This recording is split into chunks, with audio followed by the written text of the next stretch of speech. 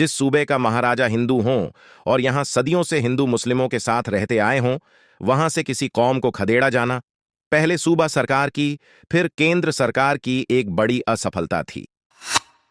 यह आतंकवाद की जीत और लोकतंत्र की हार थी।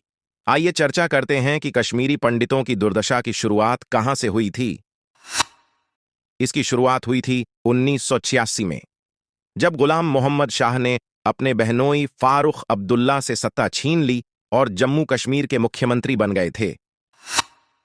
जब उन्होंने एक खतरनाक निर्णय लिया था, जम्मू के न्यू सिविल सेक्रेटेरिएट एरिया में एक पुराने मंदिर को गिराकर भव्य शाह मस्जिद बनाने का, तो जाहिर सी बात है कि हिंदू समुदाय के लोगों ने इसके विरोध में प्रदर्शन किया। जवाब में कट्टरपंथियों ने नारा दिया कि इस्लाम खतरे में है। इसके बाद कश्मीरी पंडितों पर धावा बोल दिया गया। दंगे शुरू हो गए। साउथ कश्मीर और सोपोर में सबसे ज्यादा हमले हुए, हत्याएं और रेप होने लगे और प्रॉपर्टी को लूटा जाने लगा। हालात बद से बदतर हो गए। नतीजन मार्च 1986 को राज्यपाल जगमोहन ने शाह की सरकार को दंगे न रोक पाने की नाकामी के चलते बर्खास्त कर दिया गया था। फिर राज्य में चुनाव हुए, जिसमें कट्टरपंथ और आतंकवाद की हार हुई, पर इनके साथ ही यहां से आतंकवादियों ने अपना लक्ष्य भी निर्धारित कर लिया था कि घाटी में से कश्मीरी पंडितों को रहने नहीं दिया जाएगा।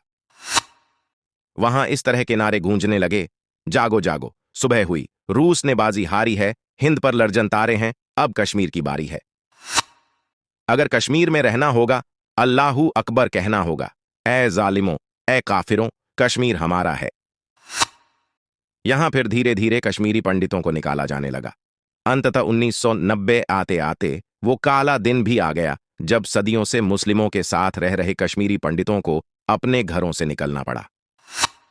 करीब 70,000 कश्मीरी पंडितों ने कश्मीर छोड़ा और दिल्ली के राहत शिविरों में शरण ली, और आज तक वो दर दर भटक रहे हैं, जिसके लिए पीछे मोदी सरकार ने एक पैकेज का ऐलान किया था, पर वो नाकाफी था। अब चाहिए तो यह था कि जब आतंकवादियों के खौफ के चलते जिस राज्य से 70,000 नागरिकों को निकलना पड़े, उस राज्य की सरकार को तुरंत बर्खास्त कर देना चाहिए था। धारा 370 को भी उसी समय खत्म कर देते और आतंकवादियों पर हल्ला बोल देते। फिर दोबारा वहां पर कश्मीरी पंडितों के पुनर्वास का प्रबंध होता। पर इसके लिए जिस इच्छा शक्ति की जरूरत थी, वो ना तो उस समय की कमजोर केंद्र सरकार में थी और ना ही बाद की सरकारों में। संक्षेप में, कश्मीरी पंडितों के द्वारा कश्मीर छोड़ना ने यहां भारत के लोकतंत्र को कलंकित किया और वहीं धर्म निष्पक्षता शर्मसार हुई।